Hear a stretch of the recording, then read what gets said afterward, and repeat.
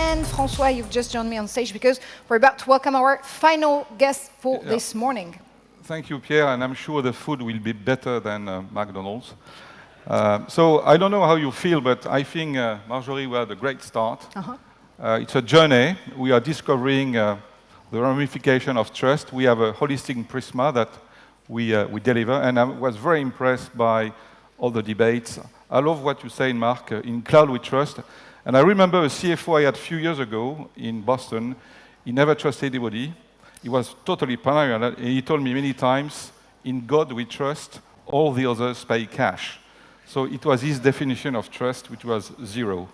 I was very impressed also by the background, and our next speaker is no exception. So I would like to welcome on stage Ramon FERNANDEZ. Ramon has an exemplary career in public and private sectors. Public in ministries, he was director du Trésor, and now he's enjoying a new career in private sector as a deputy CEO of Orange Group in charge of finance and innovation. And I know, Ramon, that trust and confiance is something very important for Orange, and it's my pleasure to welcome you, and the floor is yours. Thank you, Ramon. Thank you. Thank you very much, François.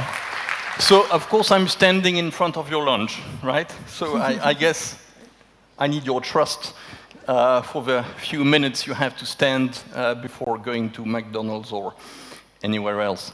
I think the theme, the discussions this morning were fantastic, and if anybody came here wondering why we would talk about trust, I think now we would know. And I think it's evident because maybe we feel we are losing trust, in fact. And I would say that, personally, when I woke up last Tuesday, there had been an election somewhere, I felt sad. And it was the second time in 2016, following the Brexit vote, that I felt sad, with the feeling that people were shooting at the wrong target. So our time is a time of paradox, or rather, paradoxes. The world has never been more interconnected, and we in this room are at the heart of this world, connecting people. But at the same time, the temptation of retreat behind national boundaries is bigger and bigger every day. There is a feeling that progress and technology are no more going hand in hand, that life is more difficult. But in fact, humanity communicates more than ever. Life expectancy, it was said earlier this morning, is longer than ever before. Child mortality is decreasing. Extreme poverty is decreasing. In fact, the world is getting richer. Democracy is getting stronger. But our modern societies are questioning these facts, as we can see with the rise of populism all over the world. And this also impacts our economies, our industry. We all have in mind trust crisis in a number of industries. Lately, it was the automotive industry. We also have regular articles and news about data hacking, about corruption scandals. To be honest, every company has or will have a trust crisis. So why am I telling you all that this morning? Well, because I think we can do something about it. We all have a responsibility. And at Orange, we want to bring our contribution to resolving this paradox, to rebuild trust, by helping people to remain in control, to be the owners of their own lives, in a word, to empower our customers, to make the most of the fantastic opportunities of the digital revolution. So we propose a trust framework. But before I talk about that, we need to look more closely at what's going on in the world today. On the one hand, We are living in an exciting time where technology provides huge benefits to our fellow human beings. Imagine it took 38 years for radio to reach 15 million customers. It took Facebook 1 year to reach the same figure, Twitter 9 months.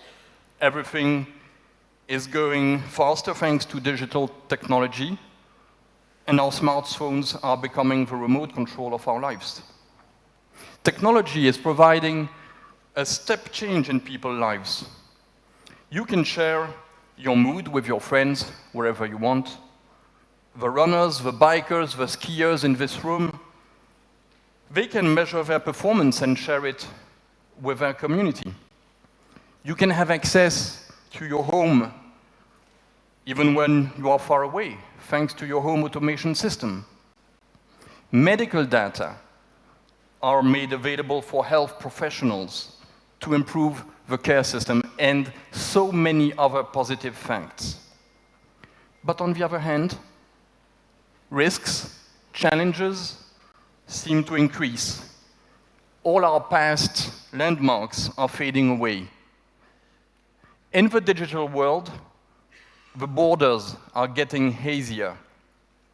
The open world of instant sharing removes borders between sovereign states, but also between the private and the professional life. The limits between the real world and the digital world are fading away, questioning our capacity to have access to real people.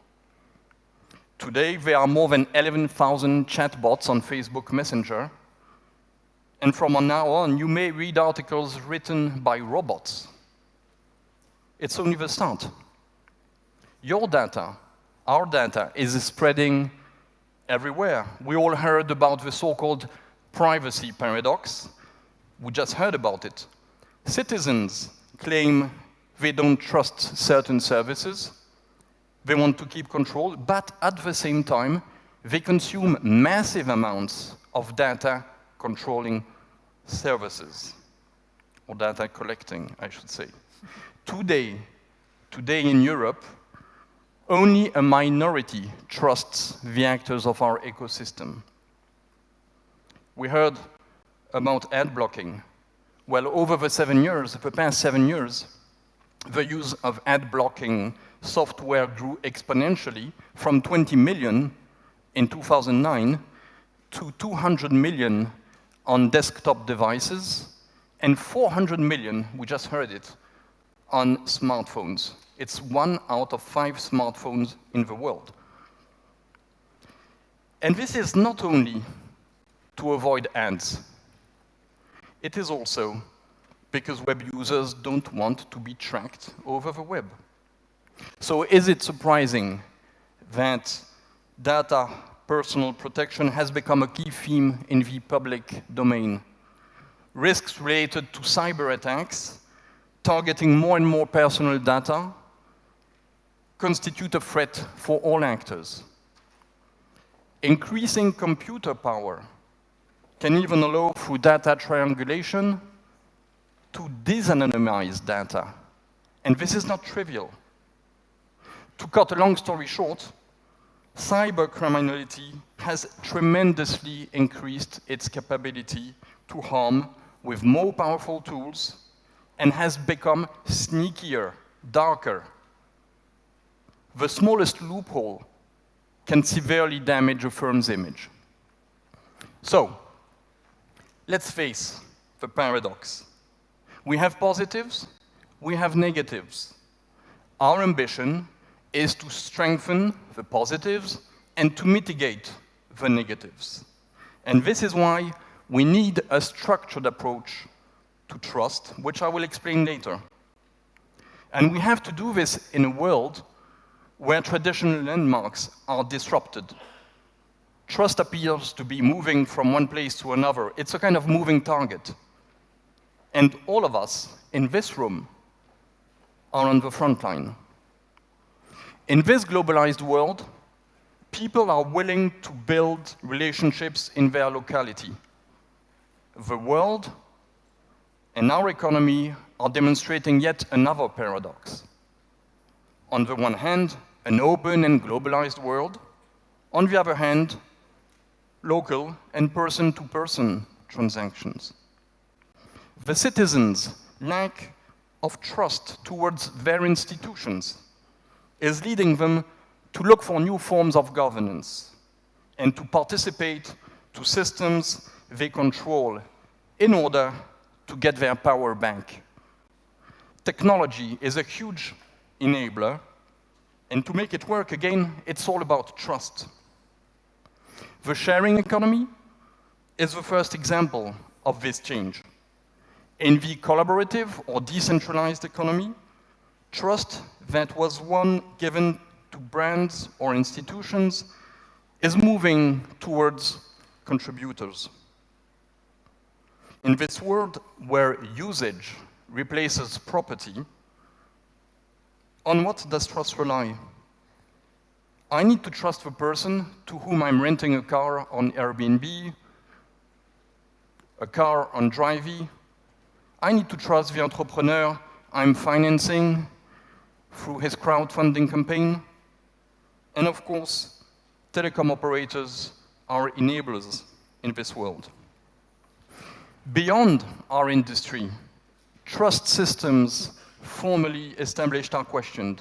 For example, blockchain has become in a few months the subject everyone talks about, not only in the closed world of digital experts, much more widely. Its potential is huge, and it goes well beyond the world of finance where it was born. It is now finding new applications. For example, identification of persons, authentication of works of art, real estate, health, so many others. Its strength is to get rid of intermediaries and to ensure trustworthy transactions. Blockchain transforms a centralized trust management system into a decentralized, distributed trust management system. Power and trust are distributed. Blockchain is still in its infancy, but I think we should all prepare for an acceleration of history. It can be a real game changer with many unanswered questions, the first of which could be its governance.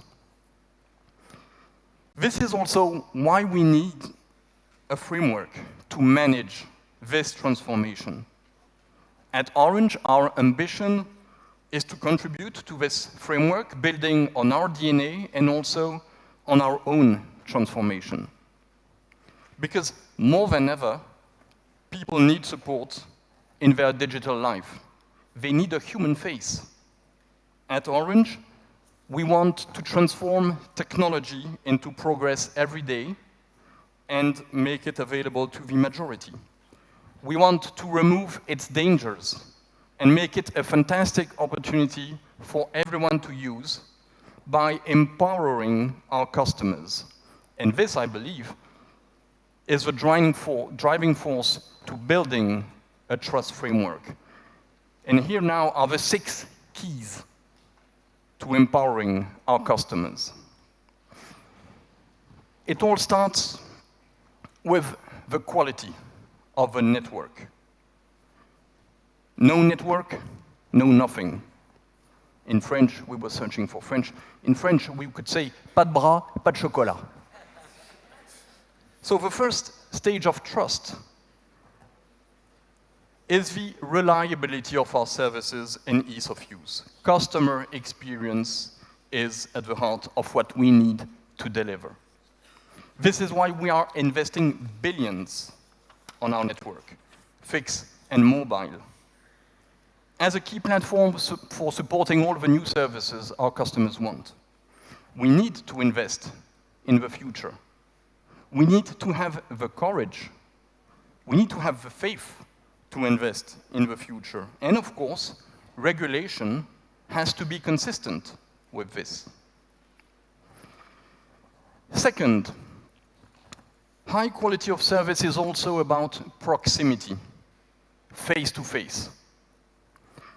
With 700 shops in France, You always have the possibility to go to an Orange customer center to solve a problem, discover new services, meet humans, and feel that you are important to us. Let me tell you about the last shop we opened last week in Paris, in le quartier de l'Opéra. 2,000 square meters on 4 levels to discover new services, to exchange, have questions, attend training sessions. It's an amazing place. You could spend the whole day there.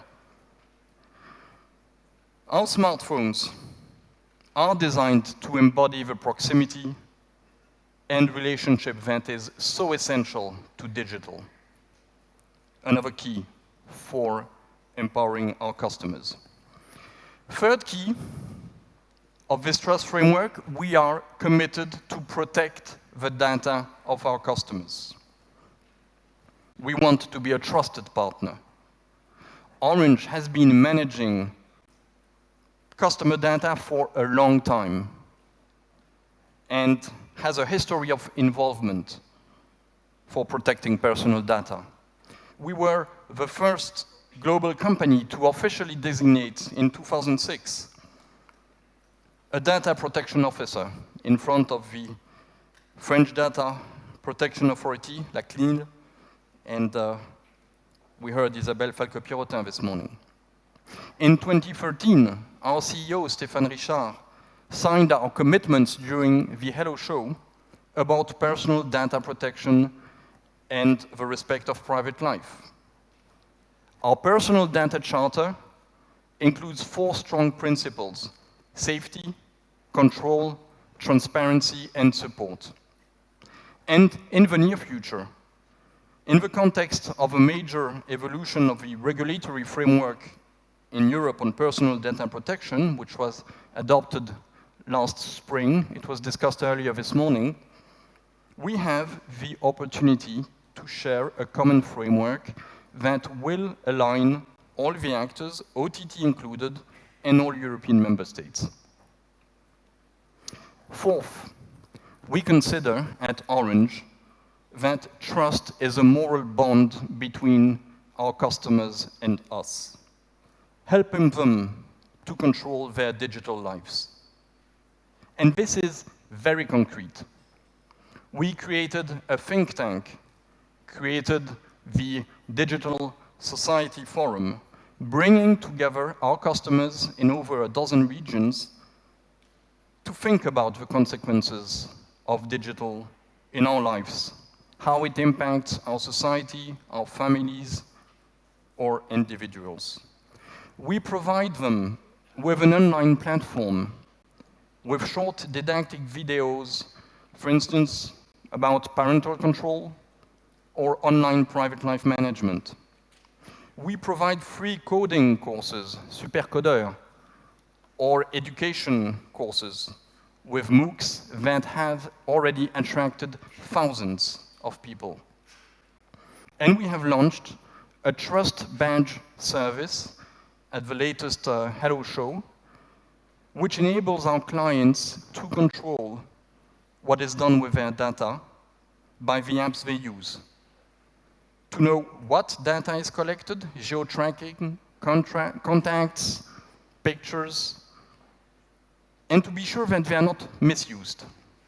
It is a tool for transparency and control. I think we would all agree that this is an area in which we should all put more efforts to the benefits of all. Fifth, Orange pays a special attention to compliance and ethics. Responsible governance is essential to guarantee that the digital revolution benefits all. We do so by deploying a strong compliance program with an unambiguous tone from the top on zero tolerance to corruption.